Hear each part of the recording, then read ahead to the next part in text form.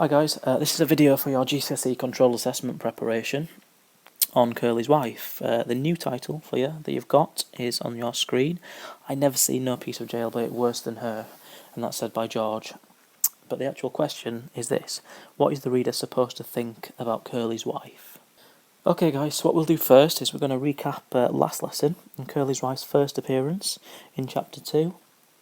Obviously before that we discussed Candy's influence over the reader in a sense that he was telling George about her being a tart, and I think it did kind of guide and lead the reader to believe that, so therefore we do get a negative impression of her when we do first meet her.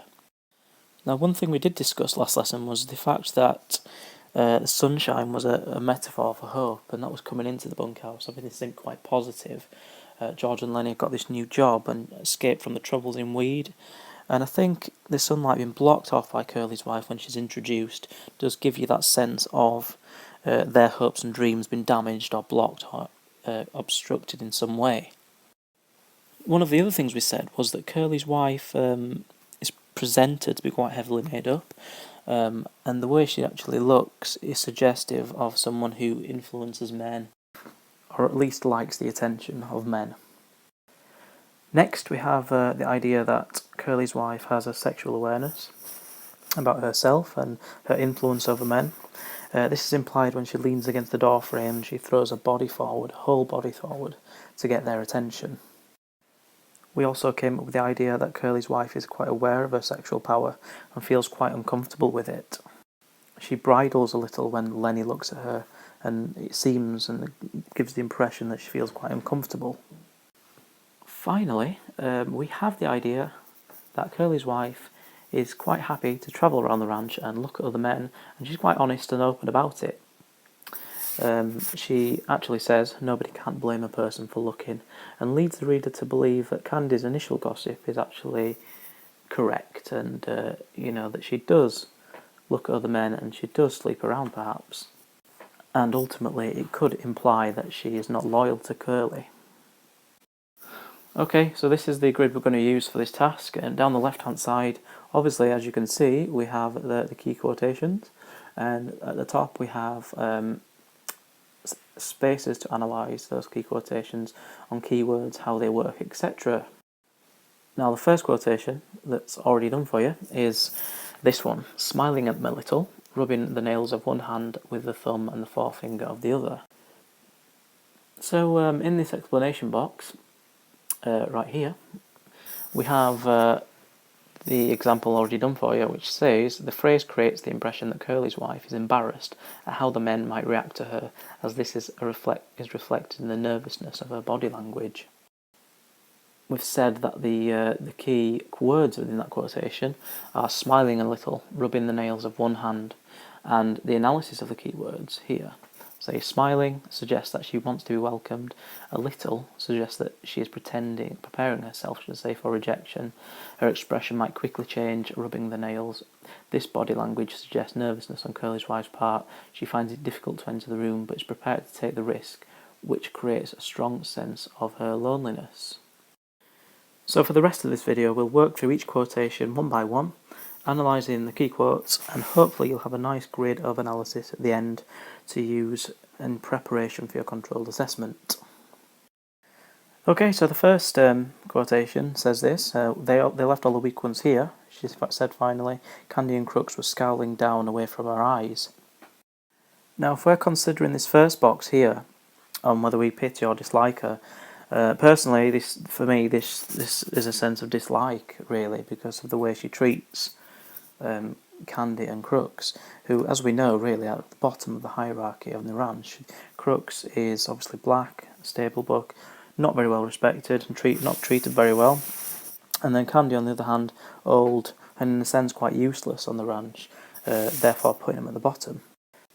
Now for me, within this quotation, there probably are two keywords. I mean, that's up to you what you choose, but one of them is weak for me and the other one is scowling as well.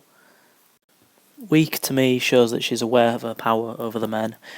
She realises that she has more authority and that she's higher in the hierarchy, something that she's probably not used to having within that era, within that society, as a woman. The word scowling is significant because it suggests that Candy and Crooks can't even look her in the eye. They don't trust her. They and dislike her that much, really. They know that she's dangerous and trouble. Now, because I don't want to make this video too long for you, I don't want you to die of boredom, I'm going to skim over the basics. The next quotation, I think I'd like to talk to somebody every once in a while. Now, if we're thinking about pity or dislike, in this quotation, it could be suggested that we, as a reader, we could pity her. That it might suggest as well that she doesn't get to talk to very many people, and that she's quite a lonely character. Right, in terms of key quotations, or I should say key words out of the quotations, key words, you could have somebody, you could have every once in a while, so it could be phrases as well.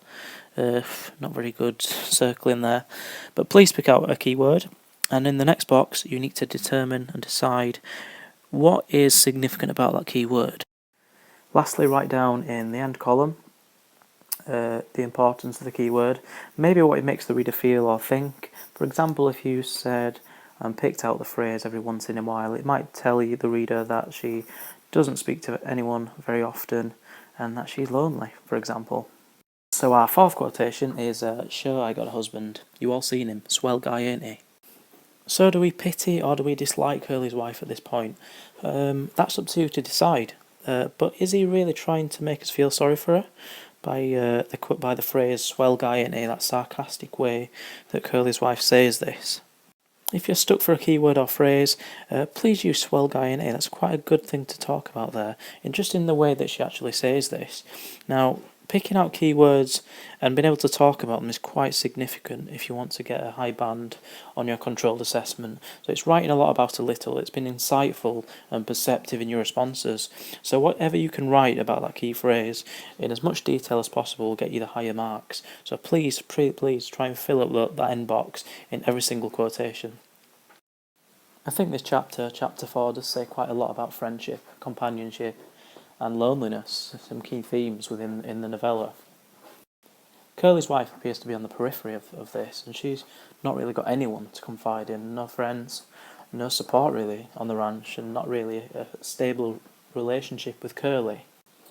The quotation, "You bindlebums think you're so damn good," almost shows a resentment of the values that the men have, and maybe a sense of jealousy that she didn't have it herself. I think for this part I'm going to leave the keywords up to you, the keywords or phrases. The box at the end, obviously, you need to say what Steinbeck is trying to show about her personality or her character at this point. What is the reader supposed to think about Curley's wife based on a keyword or a key phrase that you've identified? If we consider another key theme in the novella, I think this chapter is also important in terms of dreams. And I think this quotation really does demonstrate that when it says, "I tell you I could have went with shows, and the guy told me he could have put me in the pictures." So again, in this box here, we need to say what the significance of this key quotation is. Maybe link it to a key theme of dreams. How does that show? Maybe her dream has been damaged, or it's a futile dream. It's not something that's actually come about or materialised. Please write that in there. Your understanding of that. So for me, a key word within this quotation is could have. Something that could have happened, something that she longed for, something that she really wanted, something she strived for that didn't actually happen, that didn't come about. If you look quite generally about the novella itself, this seems to be the case for nearly all the characters. They dreamed of something better, something that they would be happy with, which actually never happens. So if we're considering the American dream, I think that would be a nice thing to comment on if we were looking at a key word there. Maybe the idea that, nothing actually works out the way it is planned, which does tie into the actual title of the novella itself, of Mice and Men, in terms of the link to the Robert Burns poem.